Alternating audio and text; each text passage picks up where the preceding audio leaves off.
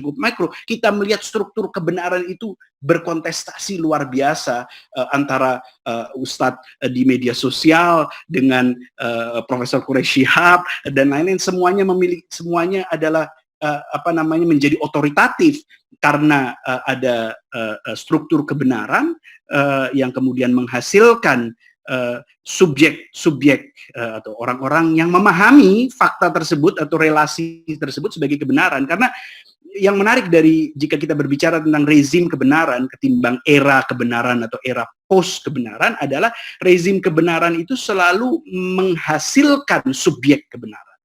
Karena pada akhirnya kebenaran hanya bisa sesuatu itu bisa menjadi kebenaran jika ada subjek yang merecognize, yang memahami, yang mempercayai, dan yang menganggap itu benar. Maka tanpa ada proses subjektifikasi, tanpa ada pembentukan subjek kebenaran, tidak ada kebenaran.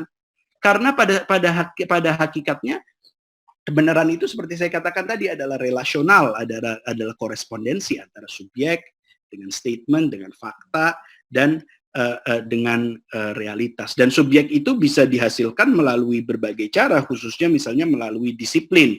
Seperti kalau kita lihat diri kita, misalnya kita sebagai seorang muslim, kita percaya kepada kebenaran-kebenaran yang dibawa oleh Nabi, kita anggap itu sebagai kebenaran, hingga sampai satu titik di mana keyakinan itu tidak jadi tergoyahkan, itu karena memang kita adalah hasil dari proses disipliner dari kita masih kecil sekali, kita sudah dilatih dan terus, bahkan yang namanya ibadah yang kita lakukan sehari-hari itu kan adalah proses disiplin untuk menjadikan kita, untuk menciptakan kita sebagai subjek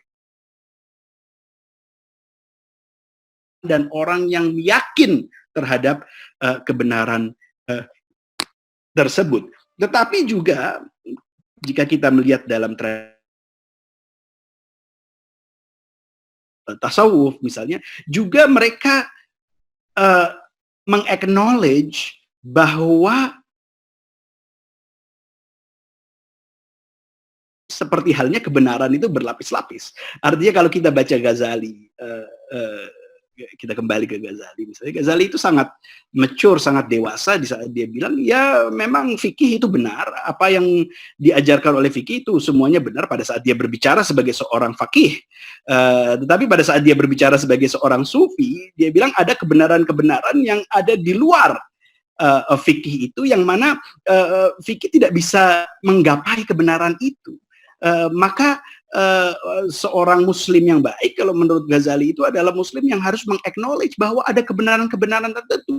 Perkataan seorang sufi yang kontroversial seperti Al-Hallaj misalnya, atau Syekh Siti Jenar di Jawa, dianggap pada saat dia dikuak kepada masyarakat umum, dianggap kontra terhadap kebenaran, maka itu mereka harus dihukum. Tetapi misalnya Al-Hallaj dihukum oleh gurunya sendiri, Imam Junaid, dan Imam Junaid mengatakan, saya sebenarnya tahu bahwa yang dikatakan oleh Al-Hallaj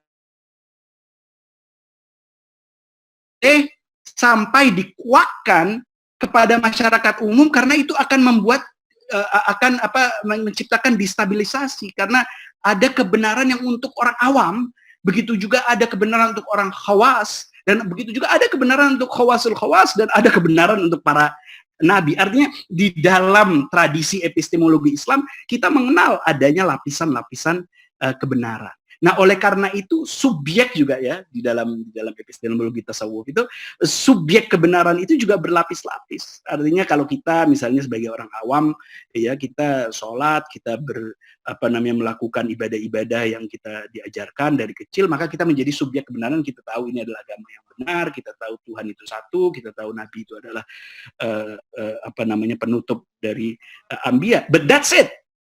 Itu yang kita tahu. Tetapi pada saat kita mendisiplinkan lagi, kita mengikuti misalnya menempuh jalur thariqah dan lain-lain, kita menjadi sufi, maka kita menjadi seorang subjek kebenaran yang berbeda. Karena kita bisa melihat ada senses kita, indera kita pun tidak lagi sama dengan indera orang awam. Begitu kan asumsinya di dalam tasawuf, sehingga kita bisa melihat hal-hal yang tidak terlihat oleh orang lain.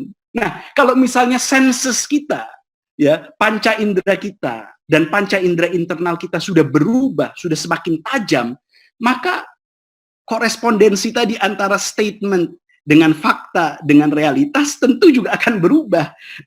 Karena korespondensi itu hanya bisa kita lihat, misalnya bisa kita nalar, hanya bisa kita lihat dengan panca indera misalnya, sehingga kita tahu, oh ini benar.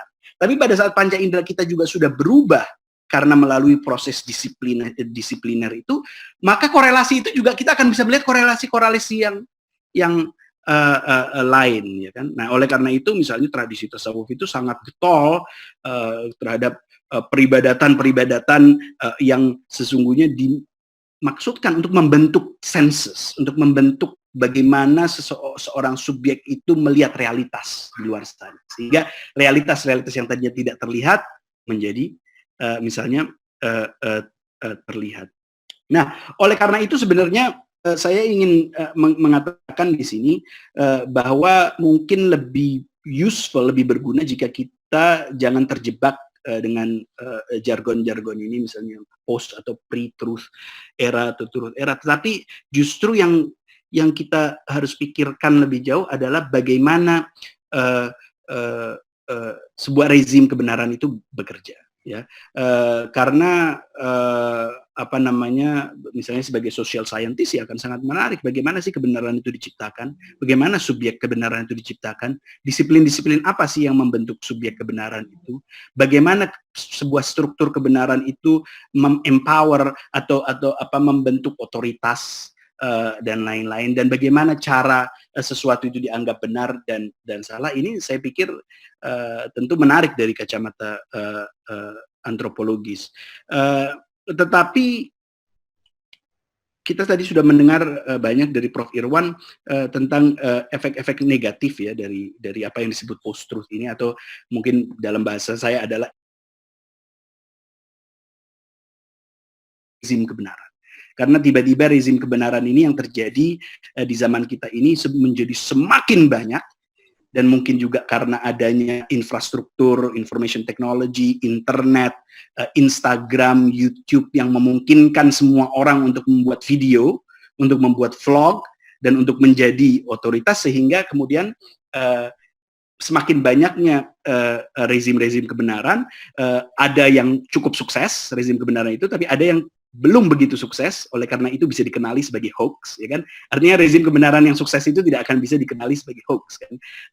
Kalau misalnya sudah tidak menjadi hoax, ya dia berarti sudah menjadi rezim kebenaran yang sukses. Tetapi yang ingin saya katakan di sini adalah mungkin kalau kita lihat dari kacamata global, apa yang terjadi di era sekarang ini, yang disebut sebagai era post-truth itu adalah terjadinya delegitimasi terhadap asumsi-asumsi pasca pencerahan, asumsi liberalisme, asumsi ilmu pengetahuan pasca pencerahan yang selama ini misalnya tadi hanya mengedepankan empirisme, menolak realitas-realitas atau kebenaran-kebenaran agama atas nama sains, mengatakan bahwa oh kebenaran-kebenarannya suku-suku pedalaman itu hanyalah fetish saja, itu mereka apa namanya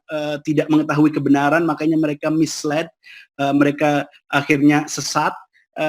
Jadi sebenarnya yang tergoncang, yang luar biasanya tergoncang ini adalah struktur kebenaran pasca pencerahan, karena tiba-tiba ini tidak lagi satu-satunya struktur kebenaran struktur kebenaran yang menciptakan relasi antara statement fakta dan realitas tadi. Misalnya sebagai contoh climate change, okay?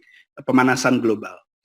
Ini adalah satu isu yang sangat penting sekali di zaman ini, yang kemudian sedang gencar-gencarnya ditarget oleh orang-orang yang kita sebut sebagai post-truth itu, yang mengatakan bahwa oh nggak ada itu climate change, itu hanyalah bikinan para saintis saja, sebenarnya bumi tidak memanas kok. Padahal ini adalah satu realitas kalau dari kacamata sains yang menyatakan ini bumi ini bisa hancur karena pemanasan global dan gaya hidup kita ini. Tetapi mungkin yang kita harus pahami adalah banyak faktor di dewasa ini yang men-challenge apa namanya, climate change ini ya, yang yang mengatakan, yang menegasikan realitas climate change ini, itu mengingatkan kita pada mungkin selama ini kesombongan intelektual dari kaum intelektual, kesombongan intelektual dari apa namanya, para saintis, kesombongan keberpihakan media misalnya, yang selama ini hanya berpihak kepada apa namanya, kredibilitas dari media dan kredibilitas dari para saintis ya, para ahli-ahli ilmu pengetahuan ini dilecehkan oleh banyak masyarakat karena selama ini interaksi mereka dengan masyarakat itu dibangun di atas kesombongan otoritatif itu. Sehingga apa? Karena kesombongan itu kemudian lama-kelamaan mulai hilang trust, mulai hilang kepercayaan kepada rezim kebenaran tersebut, dan orang kemudian dengan adanya internet dan dengan adanya media melihat kebenaran-kebenaran di pergi ke rezim-rezim yang lain.